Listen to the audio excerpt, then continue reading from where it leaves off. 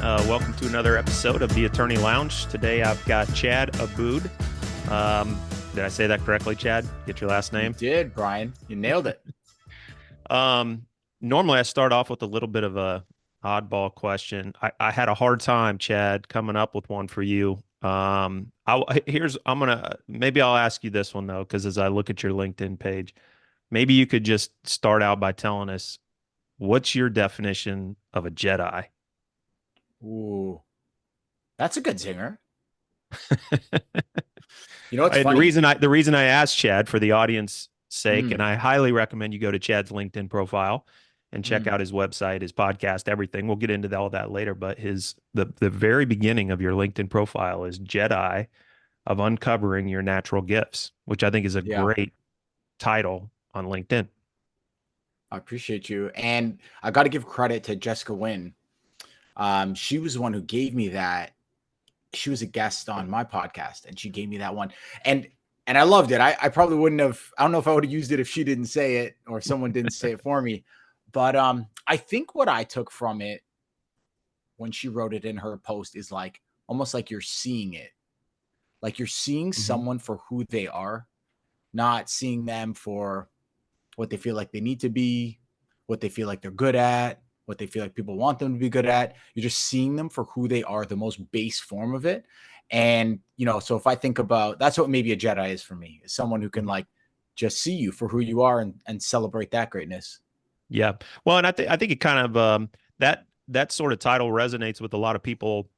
I think I'm a little older than you, but I'd say for our generation, if you'll give me kind of 10 to 20 years sort of mix in there, people that We're grew all up with in there. Star Wars, right? I mean, and so Mhm. you're working with someone that does kind of see you for who you are and helps you sort of figure out um, you know, things that maybe should seem obvious, but they're not. But when you have someone and you're working with someone that's got a little bit of experience and you take that time to get some coaching, people can sort of see some things in you that maybe you should have known, but maybe you didn't. Mm. So that's, I guess, kind of the takeaway I would get from it. And so, we're going to get into your background and what you do, and you do some coaching and you work with attorneys. You got a background as a lawyer, which I think is really fascinating. And um, I think the mental side of sort of, the practice of law, I really want to get into some of that with you. But kind of the format of the show, one of the things I want to start with too is just to learn about you. And so maybe you could, share with the audience just your background, where you grew up, kind of things that who Chad Aboud was before Chad Aboud the lawyer came along. Yeah, yeah, for sure. And thanks for having me. Thanks for doing this. Thanks for helping lawyers, wherever they are in their journey, try to get closer to the path that makes the most sense for them. I think that's, a beautiful mission. So for me, I'm from the Toronto area and I grew up kind of in the suburbs outside of it. And I think, I was always drawn to really relational things. Like I was really into drama and plays and stuff growing up, but I also, happened to be a good athlete and I came a bit more from an athletics background. And so when it wasn't so easy to pursue the things that maybe I just felt naturally drawn to, I did the things that I was good at. Um, because that was kind of the guidance and the direction, all very well intentioned and meaningful and helpful. But I think that is a really important thread and trend probably in my life is like this difference between what you're great at and what you've been trained to become good at. And Mm, so, me before being a lawyer was, I was probably naturally very inclined to be in very relational and already relational things like plays and drama. But I was trained and had the ability to be quite good in sports. And so sports ended up being the path. And that's what took me, through my youth playing competitive sports, especially soccer was my big one, took me through university and to the US and playing soccer there in school. And that was kind of always this driving force. But underneath it all, like I'm a Pisces, I'm a relational guy. I am not a mhm. competitive guy. Even though I was a captain of a Interesting. Division I soccer team, I couldn't care less about winning or losing anything. In fact, I'd probably prefer a lot of other people to win. What drove me though, and Yeah. what allowed me to do all those things is I deeply care about two things. helping others uncover what they're great at and making the way forward easier. It wasn't always Hmm. that concise to me in my whole life, but that's always what I've been compelled to really push towards. And when you think about those two things, helping other people become great, making the way forward easier, that's what made other people think I was competitive, because when you do that for yourself and in a team environment, a lot of success comes from it. Hmm. And Yep. so it's the kind of the thread I've been uncovering over the last 10 years is like, people feel like I'm competitive. I'm supposed to be competitive. I'm supposed to do these things. I'm able to achieve in that area, but there's something missing.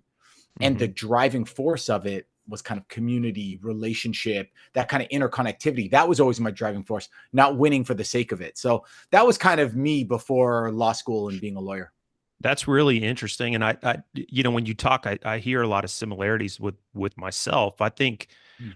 I played sports as well. I played baseball my whole life. I played 2 years at junior college. And after that, wasn't the most successful junior college career. I had some opportunities after it, but I was just kind of like, I'm kind of done with this. I knew at that Mm. point I wanted to go to law school. But and it's funny, I've taken up golf over the last 10 years, and I love competing and doing that, but it's more the relationships and the ability to be out and sort of, just kind of building community with people out in an outdoor environment and stuff. But I have this exact same conversation with a good friend of mine. Um, and we talk about competitiveness. And a lot of times I feel like when I'm competing in golf and stuff, I'm just like, if you want to win that bad, I'm fine with it. And I kind of I don't have that Michael Jordan, Kobe Bryant, like I want to Right, crush you and I want to crush your right, spirit. And I right. kind of grew up that way too. But the crazy thing was I just sort of I loved baseball and I loved being in a team environment and I was good at it. And so I just had this natural sort of, athletic ability that I could, use to be on a team and play sports and be outside and do stuff. But I didn't have that. I was sort of like, if you want it that bad, fine. Like it doesn't mean that much to me. And there's some similarity with what you're saying there. And I think that thread has continued for me throughout my legal career too, because when I was in, at a big law firm working, I felt that was more of an individual sport. And I was like, I don't thrive in this individual competitive environment as much. I wanted to move in-house where I could be part of a team environment where we could all succeed together. So it's interesting to hear you say that because I definitely feel some similarities with you in that regard. It's funny, I think in professional services, almost feels like the sports of like the working world, where there's like this prize to being really sharky and uber competitive, and it's like it's better or it's Hmm. good. When what you find is, and like, so many really smart folks have written on this, right? Like Adam Grant wrote the book like a decade ago about givers, matchers, takers. And what they found through all those studies is like givers can be on either spectrum of like the metrics of success. Yes, they can get like walked on, or like the classic sense of giving up. But on the other end of the spectrum, like some of the most financially successful and career successful people are also givers, when they understand how to use that power and not to have it abused against them in terms of like helping other people regardless of the ROI or the output. And so, one thing that I think is probably a really helpful part of you sharing your journey, and what I'm trying to do is sharing mine, is to let folks know that, especially if you feel that way, that like, I just kind of want to help. I'm not really in Hmm. this so much for like winning, is that you can still be successful by all of the external metrics too. It's not binary. It's not, if you feel like you want to help people, then that means you have to like lose or make less money. Yeah. No. And the data proves it out that way. Hmm. That's such an amazing point. I couldn't agree with you more. I mean, we've just met recently on LinkedIn and just kind of have a LinkedIn relationship over the last, handful of months. Um, you just kind of reached out to me out of the blue and you were like, "Hey, haven't touched base in a while. I hope you're doing well." And I was like kind of drawn to that. I was like, "Hey, I appreciate you just reaching out and just checking in to see how I'm doing." And the concept that yeah, just because there has to be a winner and a loser in every single situation versus kind of pitching in and helping out and doing some things that rising tide lifts all boats type of concept. I really believe in that. I find that sometimes it's easier for me to be competitive when I'm working on behalf of someone else. I can't stand to see other people taken advantage of. And I get more fired up when I see that versus I feel like I can deal with being taken advantage of or sort of like, not winning myself. But I think that when I see other people Right. struggling, I I get a little emotional and I start get Yeah. fired up, which I think That's that probably that like part the of it has turned. relational. Yeah, there's Yeah. probably the relational part of you, right? Like you care about people, you care about like the results for them. It's funny, there's some cool data on say that you're advocating for salary increase or signing bonus or something. Mm-hmm. Someone of your nature, you might be a giver. And so someone of your nature from the stats would be if you go in there feeling like, should I be asking for this? Do we have the budget for this? Is this financially appropriate? And you wouldn't do it. And in fact, the Right. data will show that you'll make like around 7 or 8% less money than a peer of yours who Mm-hmm. maybe is more of a matcher or a taker. And so the advice that pure givers, can think about is what you just said is like thinking about who you're advocating for. Maybe it's your family, maybe it's your kids, maybe it's your spouse, maybe it's your parent, and thinking about the obligations and responsibilities you have to them. And you end up like coaching yourself and saying, like, hey, Brian, this isn't really for you. This is actually Mm-hmm. for like your spouse or your kids or the things that matter for them. And you're here to support those things. And there's a really good tip that I read about you can actually bring that into the conversation, which demonstrates kind of your still authentic self of being a giver, which is like, hey, like I get it. And like we're dealing with all kinds of variables and constraints here, but I've got responsibilities too. And, I care about my kids achieving these types of things. And all of this matters to support them. And so it allows people who feel very relational and feel that pressure of being relational to Mm-hmm. be themselves, but to still advocate for themselves. Yeah. Yeah. That makes a lot of sense. It's one of the things that's coming to mind too, and I don't have any statistics to back this up or anything, but you hear about females in the workplace and that they tend to be more understanding, have broader perspective. They're Mhm, not as aggressive, as their mhm, male counterparts. And you think about like mhm. their lifetime earnings and their, I think some of that happens to females in the workplace where Yeah. they're not as aggressive about promoting themselves and pushing for themselves. Where I think you tend to see that more with men. Yeah. You know where you And see that a lot actually is like not in the first instance as much about like a starting salary offer. It's in the advocacy piece that you were talking about. Mhm. Whereas if you get men, especially men who would classify themselves a bit more as like a matcher, tit for tat type person, or someone Yeah. who's a bit more of a taker, is that they Mhm. will advocate very heavily for themselves versus givers of any gender won't and Mhm. women won't.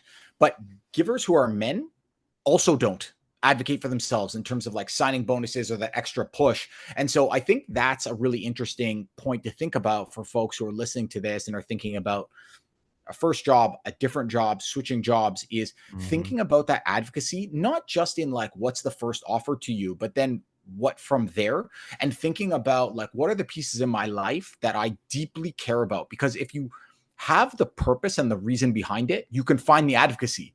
But if you're just doing it for the sake of advocating for more money because you think your peer got more money, you just won't do it and Yeah. you'll be penalized for it financially. Yeah, I've had that experience in my career. We did so when I was the general counsel of Grand Canyon, we switched from for profit to nonprofit. We carved out the Mm, university into a nonprofit organization, sold it as part of an asset deal, and I moved over to the nonprofit side. Well, in the mm, nonprofit world, you have to do compensation studies and there's a maximum in terms of what you can earn and all this sort of stuff. mm, And so as I was transitioning over, it was affecting my compensation. And I remember thinking to myself, this is a difficult position for me to be in because I'm the counsel for this entity.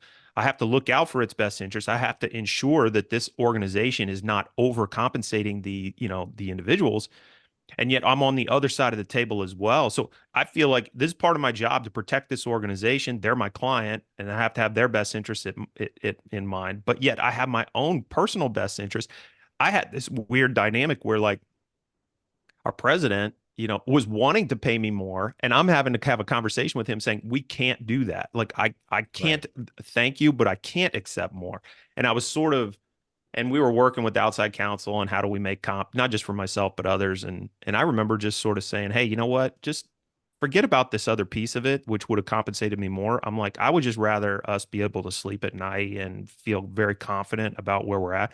So I cut my own comp just to try to That's make classic. sure, I've had that situation and it's a very unique sort of odd one. But um, I think it's, I don't know, it's maybe the lawyer in me too that's trying to protect my client and thinking more about their interests over my own. But that balance of sort of where do you push for yourself? And I like the way you framed it in terms of not just thinking about yourself, but there's other people that are counting on you.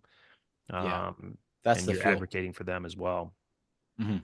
Another way that I heard people talk about a negotiating tactic that was sort of similar to kind of what you described is don't make it us versus me versus you. Make it me and you together versus the problem.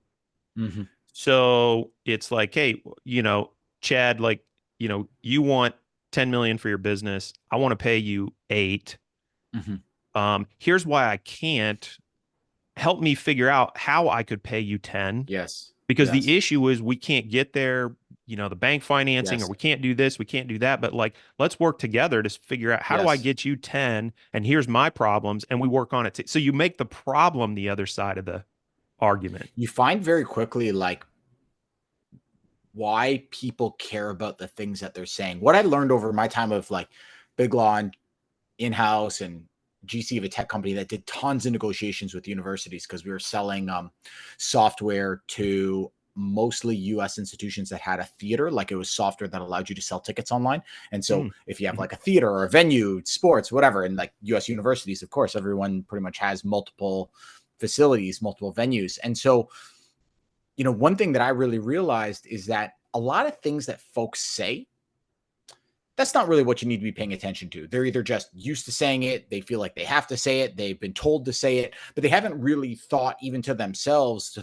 think through like why or how can it be done. And so what you said is like an approach that I used to love using, which is, and especially, US government funded institutions have a lot of kind of administration that they're trying to work through in order mhm, to use vendors, right?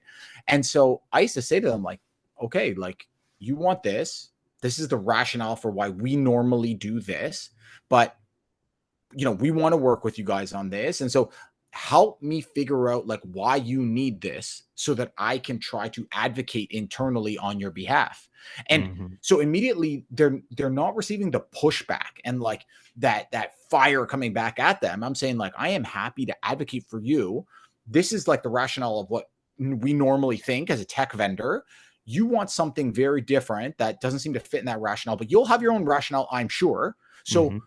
help me advocate within this system of like why it makes sense other than we just have to have it, because then unfortunately you won't get the service. And Yep. that really used to take people by surprise, because Mhm. then they had to move to not just we won't do the deal otherwise, but like, oh, there's a chance. Okay. So why? How does Yeah. that work? What's the reality of that operational truth? Yeah. That's something that I used to love talking about with people. It's like, I don't want to talk about legal theory. I want to talk about operational reality. And Yeah. this is just how the nuts and bolts go together if you want something like this. And it really threw people for a loop, but Yeah. it was extremely effective. Absolutely. The because I said so type of argument that we have is like parents, right? It's like it's like, well, help me understand that a little better. Um, because a lot of attorneys they can't, well, my form says no, Right.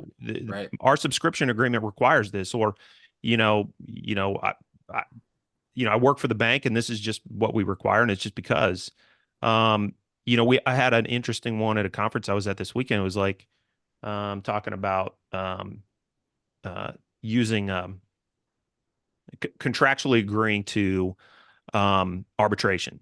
And why are you doing that? And Mm. the person who was speaking was challenging people to think about whether or not arbitration is really the right thing that you want, and should we Right. instead be, just uh, identifying the jurisdiction that we want to resolve it in, but using the traditional sort of litigation mechanism.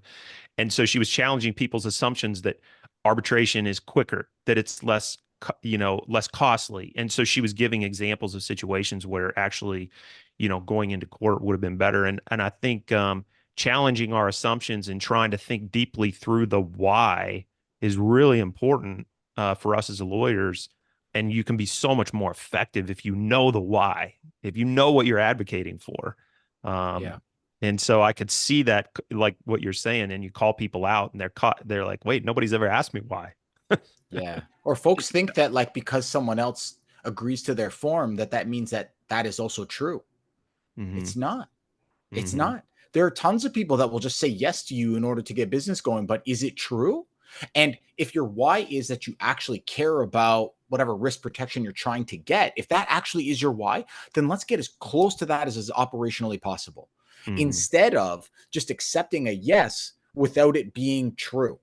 And I Hmm. used to really always try to get to like understanding the value of what people care about and then trying to offer up the best solution that gets everyone there. And but I think that that's a truth of anything. Like that's, you know, whether it's negotiating an agreement, figuring out your career, building a community, like whatever it is, you need to know why you care about it. The reason why Hmm. that matters so much is you can do it for a little bit without knowing the why, but otherwise you will just like shrink into yourself. You'll become just a shell of yourself. And we see this with so many lawyers because they don't even know why they're doing it anymore. They just know Hmm. how to do it. And so Yeah. whatever it is that you're putting energy into, like really spend the time figuring out why it is you're doing it, because like that's the fuel when it's not easy or when it's difficult or when it feels repetitive. Like you have to have the purpose.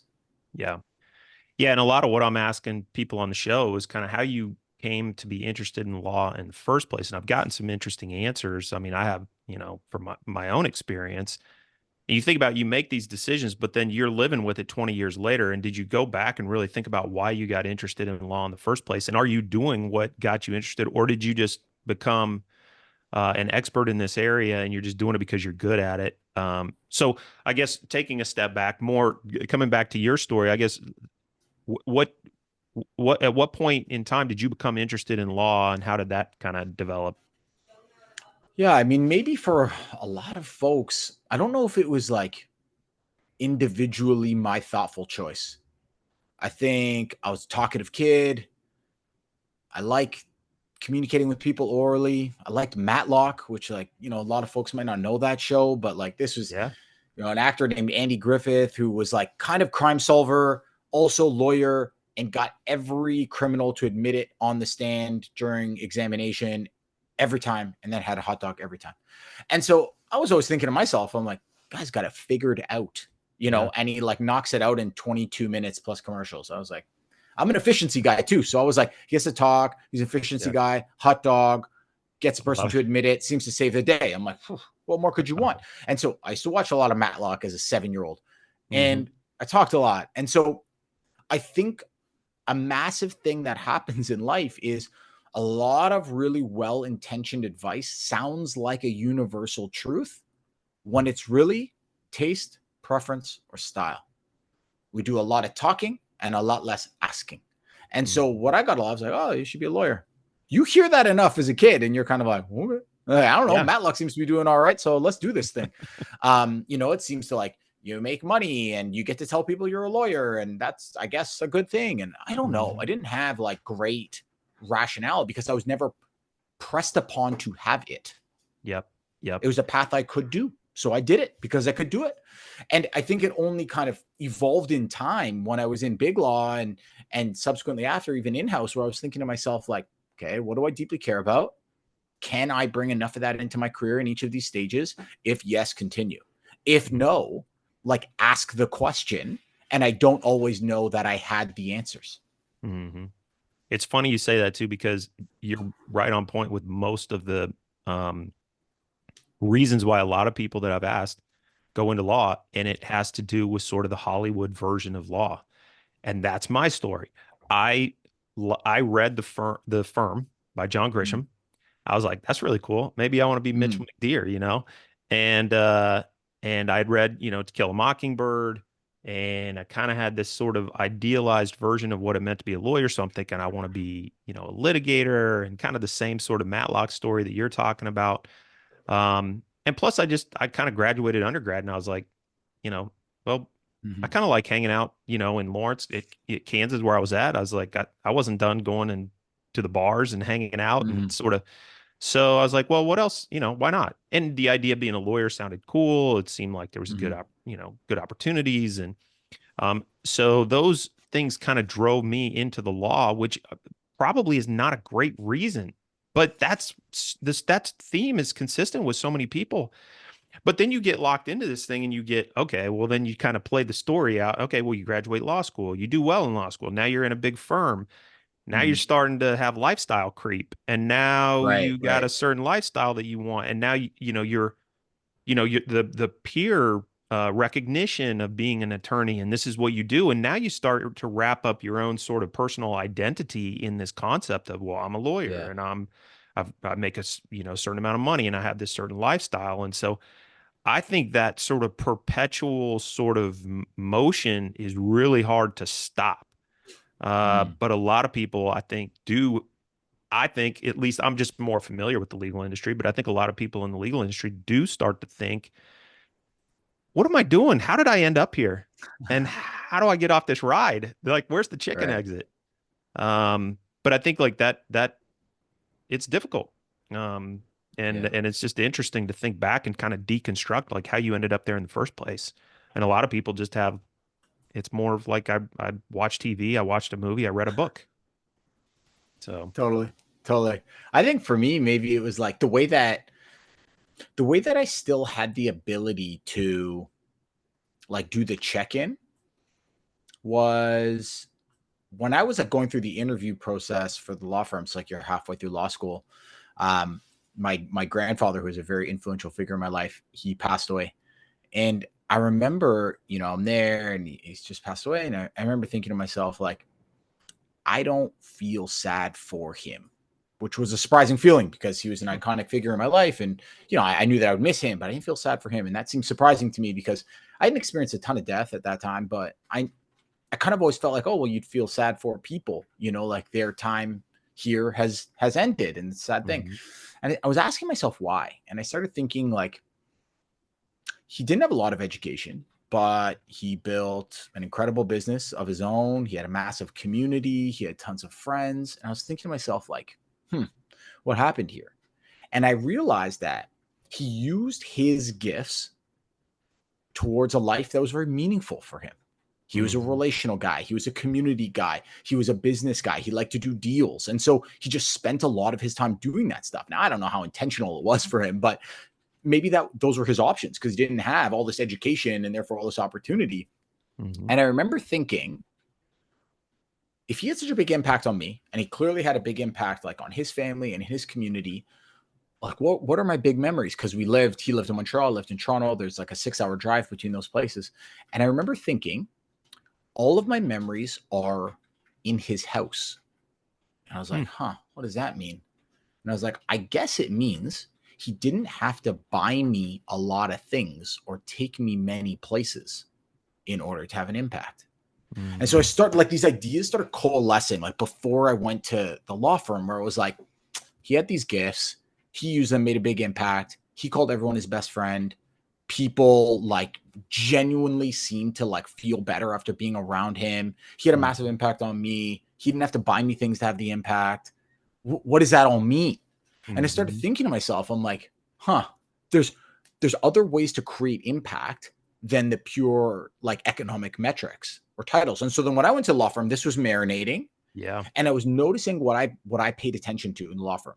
Immediately once it became an associate, I wanted to be on the student committee because I cared about helping folks figure out where they should work. Not even necessarily the firm I was at when I was interviewing these kids. I was thinking like, what makes the most sense for you? Not Yeah. only because from the altruistic perspective, but also if you're an employer, you should want people who know why they are working there, not just anyone who shows up. And so it Yeah. worked both ways. So I cared about that. And then I cared about like I was doing a lot of M&A and corporate finance for public companies or companies that wanted to go public. Mhm. And the thing I noticed is like, boy, 30% of this deal feels to me like it doesn't have a ton of value. It's just like extra protections upon extra protections, but it takes an enormous lift to get it there by the lawyers. Yep. Why don't we not do it or heavily mitigate it? Charge the same amount if you want to, so you can make more money, but like take all that stress off of the people doing the deals and still generally get to the same place. Yep. And what I found was folks were like, kind of nice, these ancillary two things you care about, but just do the work. And I started thinking, I'm like, huh, if I really care about these two things, I just happen to be good at the work, but I don't think about the work. I think about these two things. Something's off here. And so, Hmm. like 5 years into it, I had about 2 more years before maybe I'd have the opportunity to become a partner at this national law firm. And I noticed that it didn't feel like the next phase for me. I Hmm. didn't even know what the next phase was going to be, but I knew it wasn't that.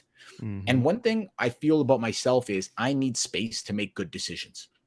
And so I resigned without a plan other than to travel around the world for 6 months because I knew that I needed the space to make the choice that was the most intentional choice without having something baked. It's like when you take all your clothes out of your like bureau or closets and then you're like, well, I guess I got to choose which ones I'm going to put back in, not Yeah. just which things I'm going to take out. Like it's more that mindset that really drove me to it. Real quick, I want to recognize our sponsor, Array. Array handles all of the details of litigation so that you can focus on winning your case. They take care of forensic collection, e-discovery, managed review, record retrieval, court reporting, legal staffing and recruiting, trial support, you name it. I'm the general counsel at Array, so I may be a little bit biased, but I was also a client before I started working there too. I've used them on various matters, and they've always delivered. If you're involved in a lawsuit, make Array your first call, and they'll help you get organized right from the beginning. You can reach out to me or visit trustarray.com. Now, back to the pod. Were you thinking a lot? I mean, you're obviously a very cerebral person. You're thinking not just about the substance of things, but you're thinking about the perspective and kind of your place in the world.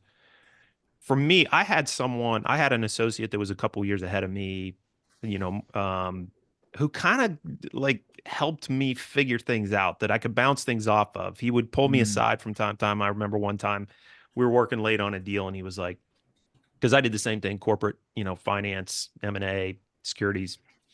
mhm, Um, and I enjoyed the work and stuff, but he pulled me aside one time. He was kind of like, listen, he's like, it's 10 o'clock at night.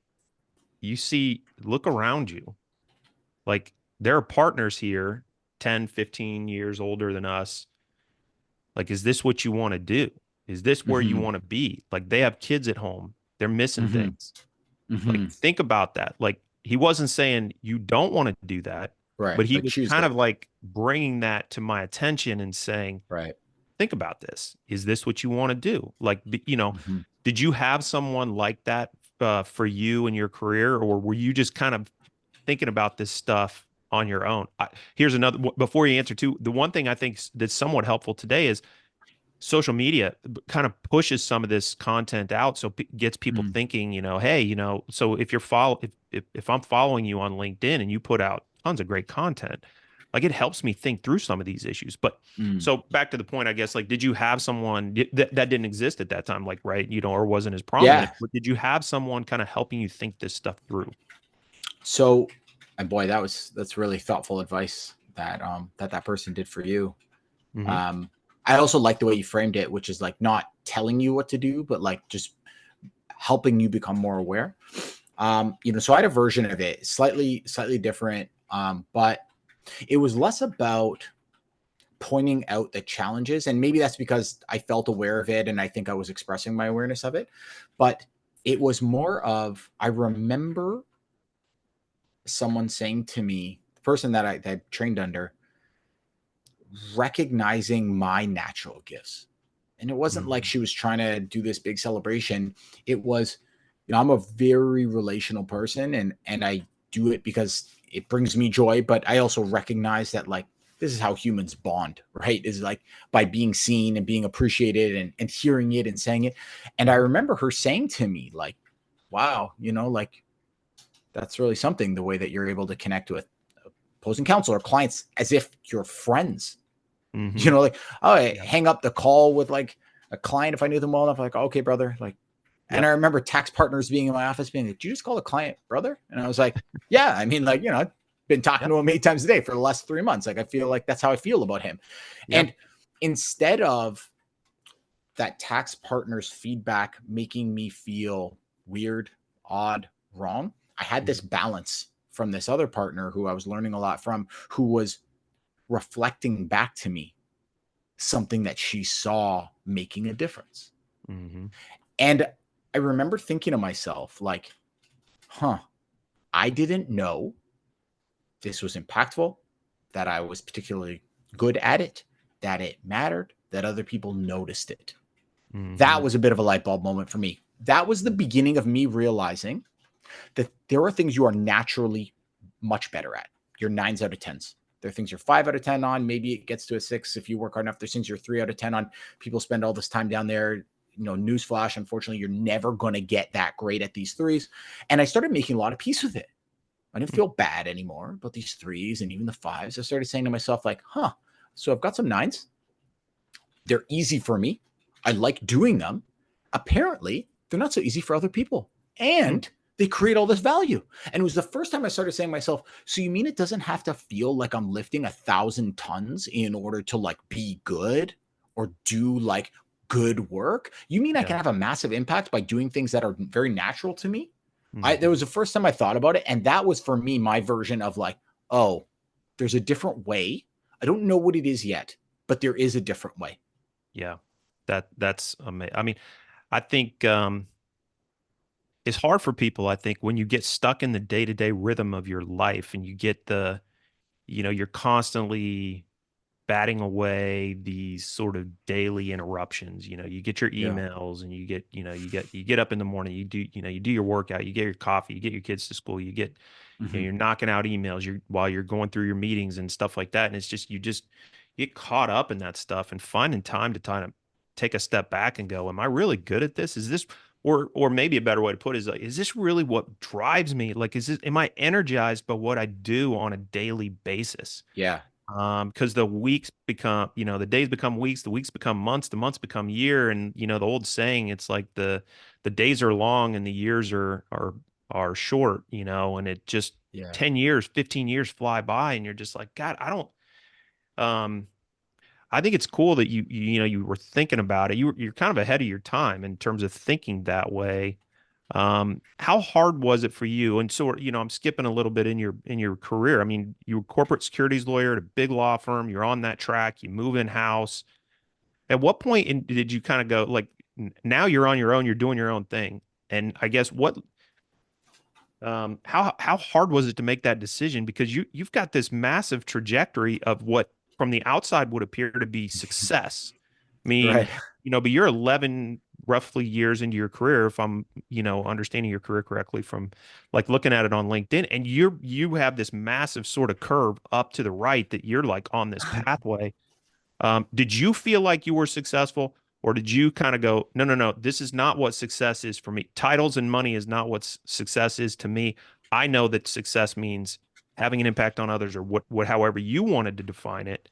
And then how hard was it to make that leap, off of that Yeah. treadmill, if you will?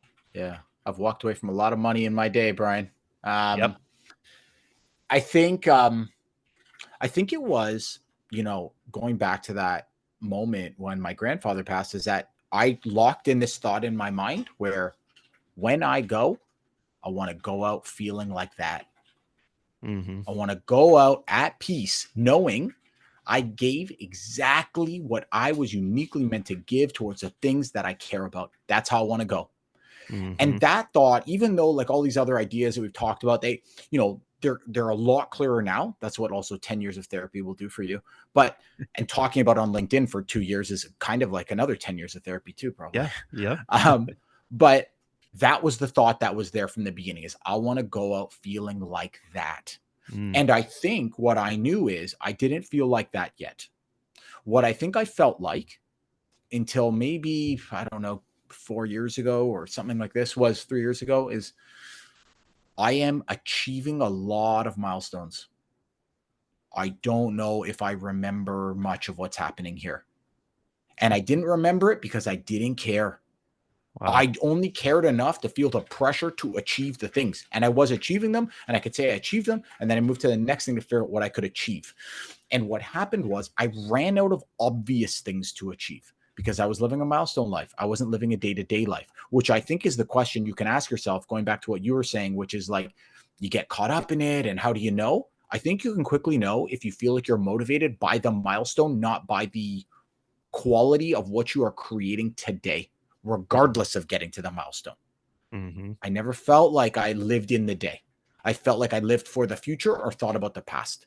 And Yeah. so as I was, I'm going towards the partnership track. Okay, so I leave that, go travel for 6 months, come back, go in house to this Canada's version of an upscale Barnes and Noble. Like I get into the industry that's like homewares and print and books and, work with business teams and learn a legal function. Cool. Did that. It's a public company. It's a beautiful brand in Canada. Wonderful. Still being a lawyer and wondering like, don't know if I care about this still. Maybe if I build a team and I bring in legal tech and like, join a tech portfolio and we buy all these companies, maybe that'll be it. So I like go and do it, get the GC title and, do all this stuff. And then I did it.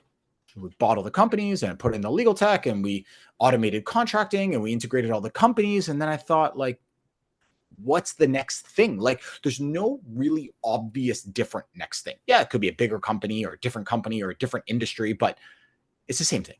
I mean, Yeah. I have so many peers like you, whether they work in government, not for profit, they're all talking about the same thing. They're all doing the same thing. What I realized is I didn't have enough external rungs on the ladder to hold on to anymore. Hmm. Yeah. I wanted to live in the day. And I Hmm. found that through LinkedIn by finally getting all of these ideas out into the world with zero intermediaries. Nobody telling me what the article is going to be about, what the number of words, can I do pictures, can I do videos? No, this is me, my ideas, anytime, 24/7, put it out there. That was how I started to live like in the day. And I realized back to what my mentor had said to me when I was in a law firm, like, you've got some ideas in there and they seem to Yeah. have impact and people value them and you seem to like doing it. Yeah. Then I was like, oh, that's how I live in the day. I don't care about the milestones anymore. And you know what happens? Bigger and more interesting things happen now that I live in the day and I never think about them all the time. I love it. What at that time though, when you're making that leap, I mean, are Mm. people telling you you're crazy? I mean, do you have friends, colleagues going, "What are you doing?" Like, what? I mean, you have so I much success. You're on your path. How could you step out of this? Like, what was sort of the perception of the people around you when you kind of make this decision? I think the direct feedback is it's not super like controversially negative. And I think there's a reason for that. I'm a talker. And that's how I get my ideas out. And that's how I formulate my ideas. I like sharing. I think, or at least I've been told, that I can fairly cohesively express my thoughts in real time so that someone can absorb them. And so my message isn't usually too convoluted. They can see the path, they can see my thinking. By me expressing it, it's like dialing in and refining in my mind. And so what I get is people are a little bit like, whew, okay. Walking away from big law, huh? Oh, walking away from that public company, huh? Oh, walking away from all your equity in that tech portfolio, huh? Yep. To do what? You say again? Oh, like Mhm. this and this and this. And they kind of say, like, the reaction I get is, not sure I'd do that, but I get it for you. And I think Yeah. that's like the best kind of feedback that I can ever get, which is like, if folks think that makes sense for you, that's an interesting data point, right? Because clearly you've been sharing something that Yeah. is meaningful enough to you that when you pull the ripcord on it, people are like, I mean, I'd never pull that ripcord, but I get why you're flying around in that parachute. I had that similar experience where, I had general counsel of Grand Canyon, and we had.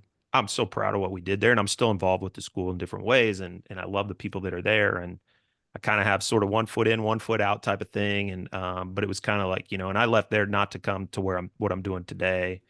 I went to another public company and took a big equity grant and stuff. I realized pretty quickly, like, you know what, this isn't driving me. Funny thing was too, I had a friend tell me as I was thinking through that decision, tell me, you're not gonna, you're not gonna like it. Like he knew. Wow. Um, and what I'm doing today, I'm building a company with friends of mine that I've known since I was 10 years old, and there's a real joy in what I'm doing today. Um, that kind of reminds me of the Grand Canyon days as well, where as we were building something together with people that I really, really liked working with. And that's kind of what I'm doing today. And I think that's like for me, I like building things with other people. I like building things with people that I just like as people. Yeah. And I think that gives me a lot of motivation. But I had that same sort of thing of like, you're leaving this great job. Like, I'm not sure I would do that, but good for you, type of thing, which, I kind of took as like, people are not going to tell you to your face like you're crazy, but I could kind of sense that people were kind of like, that's a little crazy what you're doing. So now that you make that decision, and this may be a difficult question, and I don't, take it however Bring you it. want, but like, Bring it on, Brian. do you have regrets? Like, do you think back and go, wait a second, maybe I shouldn't have got like, that's a complicated question because I think like I still think about the decisions I've made in my life, and like, I guess I don't know if regret is the right word, but I think about how things could have been different. Do you think about that often, or are you like, no, no, no, I made that decision and it was like, is it clear to you? I made that decision. It was the right decision. And I'm so glad I did. Or do you still have these sort of like in the back of your mind, like a little bit going, maybe I shouldn't have Thousand done. percent, thousand Yeah. percent certain in it. And I think it's because I help myself by expressing my thoughts. However you do this, you need to dial into your own way. Some people are writing, some people are visual, some people are auditory. For me, it is like real-time conversation where I am saying things in order for them to fit in my brain. I don't need folks to really tell me a lot what they think. And like someone like you, I feel like I could have lots of conversations with. I think you're a good listener. I think you probably like push a conversation and nudge it forward. And oftentimes this is what people need, is they Mm-hmm. just need someone to demonstrate care and interest. And for me, what would happen is I would just start sharing what was on my mind with trusted folks without knowing what it had to be. And Mm-hmm. the more that I did that, the more confident I became, because I kept circling back to the same concepts, and maybe they were different words and different ways of saying it and coming from different emotions, but I kept seeing the same trend lines and the same themes. And I find that's only possible if like you say it or write it. If it just stays in your mind, it's a little, you're not really teaching yourself. There's kind of like flashes and then they're dying. Flashes, they're dying. You can't organize them. And so however you organize information, that's what I really encourage you to do. So for me, each time I would start talking it out, talking it out, talking it out. And the more that I did that, even when I was traveling, like a lot of folks thinking like, whoa, early in your career, you're only like 4 or 5 years in, you could be a partner at this national law firm. You're going to do what? Like, you don't even have a firm travel plan. You just know you're going for 6 months and you're just doing one-way tickets. Like, but the more that I talked about it and thought about, this is going to make me a better person. I think it's going to make me a better team player, a better leader, going to understand how people spend their time, their energy, their money, why they do it, how they live. Can I grow that way? Like, it just meant so much to me that it felt like a way bigger miss not to do it. And Mm-hmm. that feeling, I've like bottled that up. Every time I feel this thing where it's like, it's a bigger risk not to do it, Mm-hmm. then I go, right? And it was the same thing about like going in house. It was the same thing about like building this legal team at the tech portfolio. It was the same thing about, I left that GC job without knowing I was going to even have my own business. I was entertaining conversations with, different legal tech companies, and I didn't know yet. I just knew it wasn't going to be that. Wow. And when I get that feeling that it's like, it's a bigger risk if you stay, because for me, like I said, I have to create the space for the newness to like come in. Mm-hmm. And I knew if I stayed, I wouldn't leave, because I'd keep counting the clock, seeing when that equity was going to come true. And like, that's just not the impact that I want to have. You said at the very beginning, a piece around, do what I say to our kids. I've got a 5-year-old, and the biggest thing that I've learned from her is like, she is watching.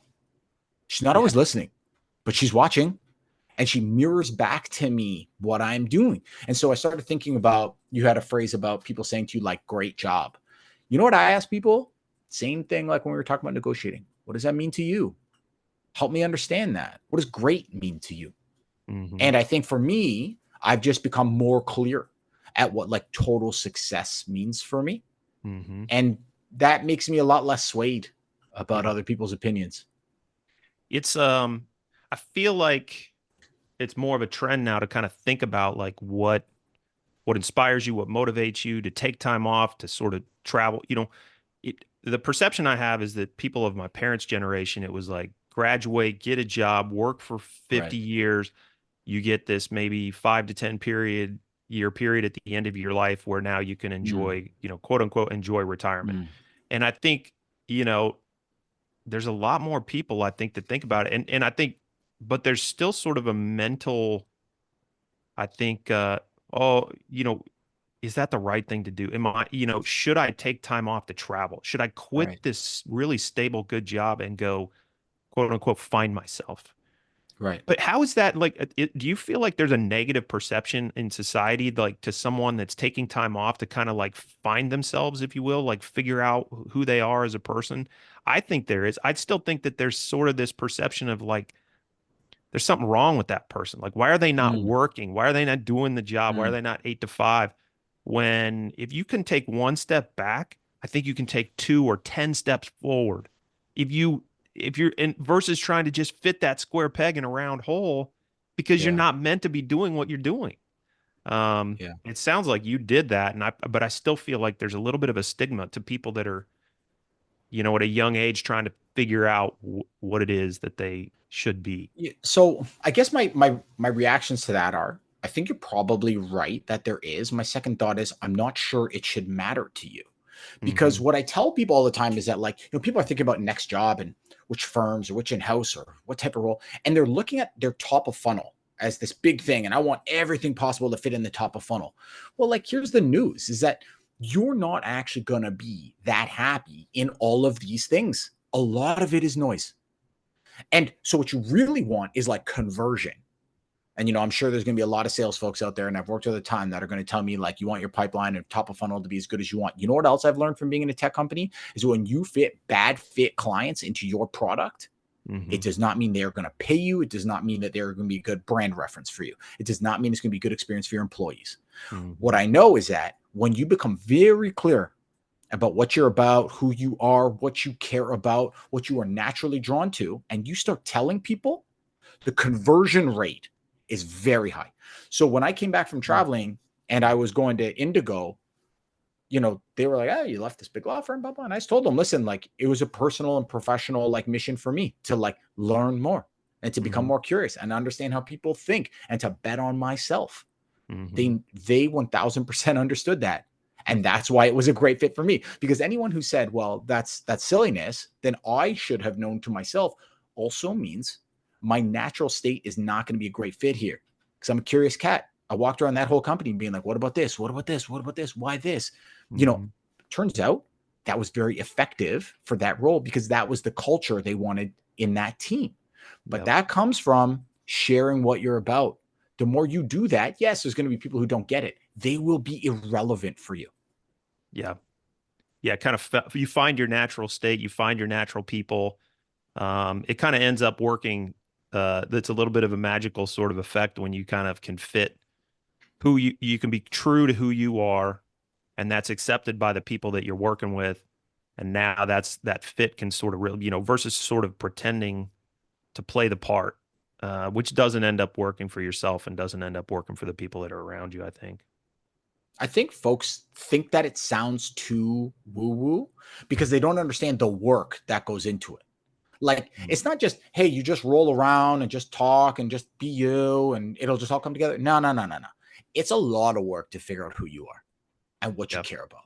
And it is an equal amount of work to practice that so much in your conversations when it's uncomfortable, when you feel vulnerable, and to push yourself through that so that you can clearly and concisely share it. Like, even doing the first half of just knowing who you are, if you don't tell anyone in real words, how are they supposed to find you? They can't find you. You Hmm. have to be able to clearly talk about what you value, what you are naturally drawn to, how you want to help, what matters to you. And that's work. And so it's not woo woo, because I don't know that many people willing to put in the work. I know I do this for a living now. There just Yeah. aren't that many people that are willing to put in the work. It's hard. That's why Yeah. most people don't do it, not because it's not a real thing. Yeah. So talk about that a little bit. I'm skipping ahead. I know, like, there's so much that I want to talk to you about. And we just don't have enough time to cover it all. I had a really, I thought, good presentation at this conference I was at, Litigation Council of America. We were in Savannah, Georgia this past weekend, and great conference and a really good speaker. I'm going to say his name because he was really good. His name's Donald Blackwell. He's with Bowman and Brook in Orlando. Fantastic speaker, and I'd encourage anybody to look him up. He kind of talked about that he um he stopped he stopped trying to play the part 10 years ago. He's still a very successful attorney, but he said he cries in public a lot. And he said, I don't care. And he put up on the screen he's like, he showed all these different, he's like, I cried at Disneyland. I cried at the beach. I cried here. He's like, Yeah. um, but he's like, I stopped trying to pretend to be somebody else and just kind of, he's like, I'm a unique guy, because I just put myself out there and I'm like, life's too short and I'm not going to. And he went through some sort of personal struggles that him and his family Mhm. went through and how he was the successful attorney by all accounts on the outside, but on the inside, he didn't feel that way. And now he's just like you. He's helping other people, and he kind of had this perspective of like, what are we really doing in life? And he said that it's sort of this.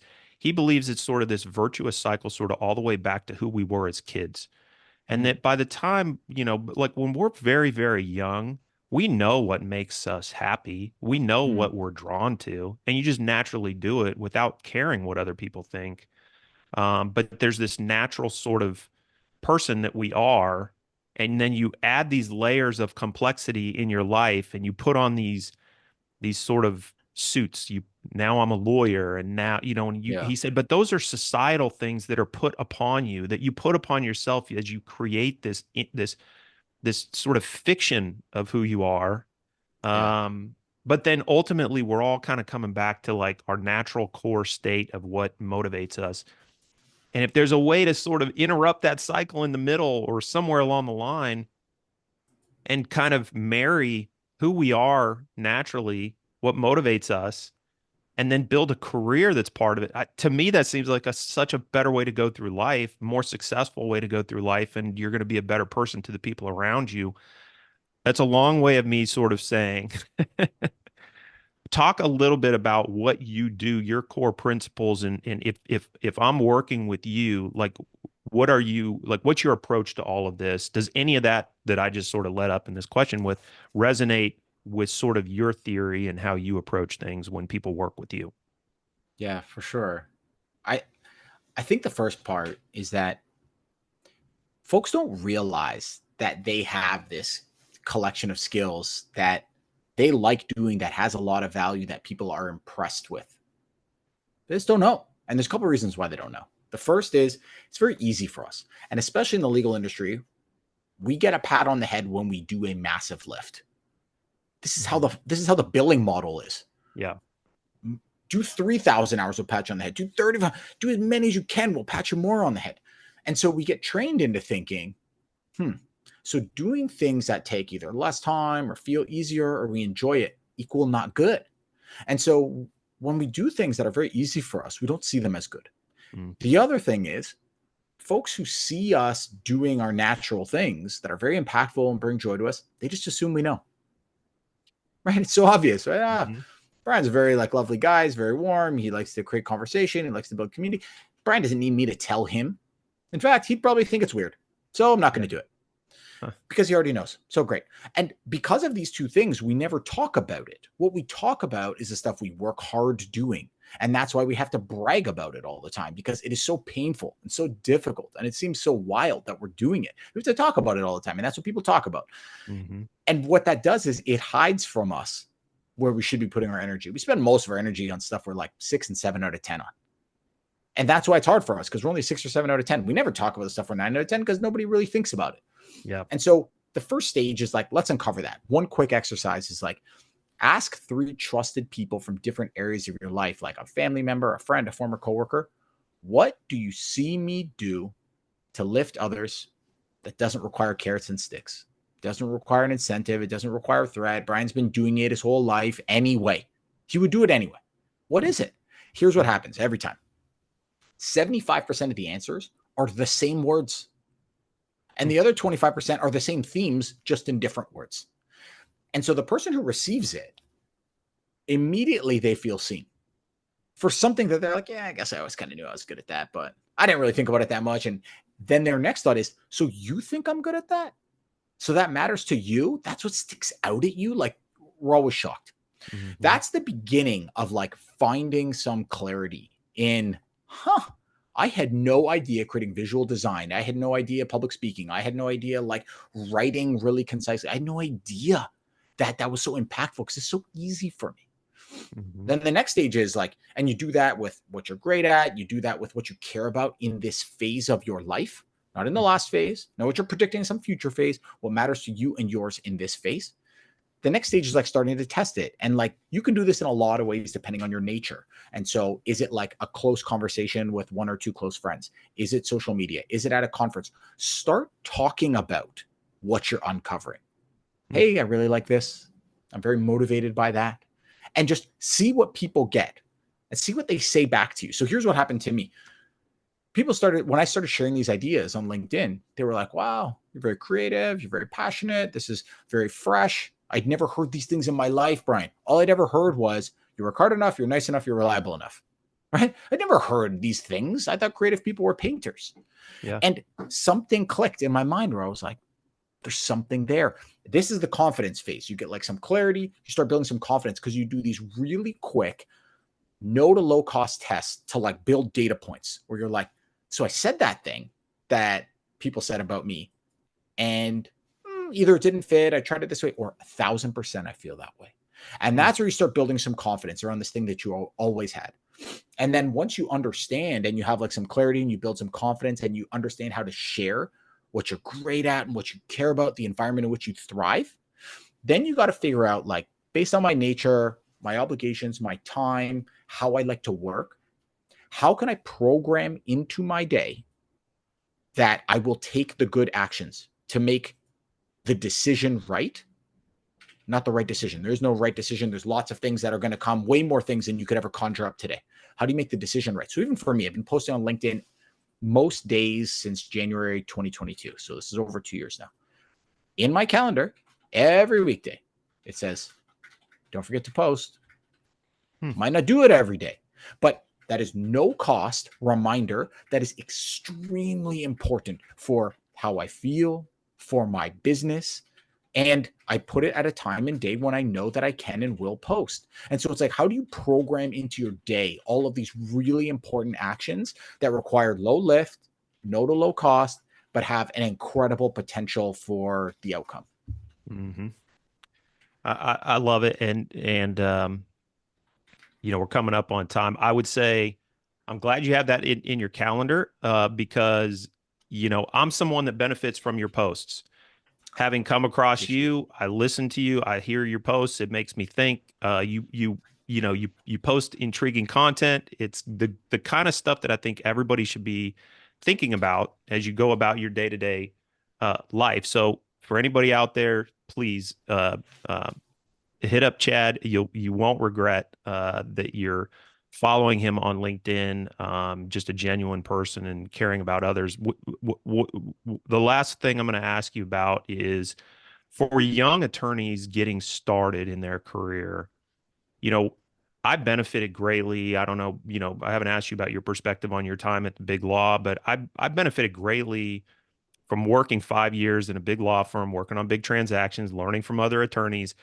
it. That required a significant investment of time and energy and mental capacity. Like you said, you're billing, you know, 2,000 plus hours every year. That's billable time in addition to everything else you're trying to do. Yeah. Do you recommend that, do you think it may not be the right fit for everybody, but do you recommend that for students that are kind of entering the legal profession? What's sort of your advice to people that are starting out? How to kind of build your experience, build your book, figure out how you are. How do you navigate all these sort of competing interests, I guess? Yeah. So, depending on, who you are when you're hearing this, you could be in a different phase of like choosing your first step or in your second or third or fourth step. So, I guess I'll try to give a thought or an idea that could apply to any of them, which is like be reflective about, okay, when in my past have I been at my best? When have I felt like I've wanted to contribute and grow? Think about the description of those environments. Were they bigger or smaller? More formal, more informal, jokey, serious, like whatever the descriptors were. And then if you're looking at your first step or the next step, try to use some of those parameters to ask how questions of the next place. Like, how do you do this? How do you do that?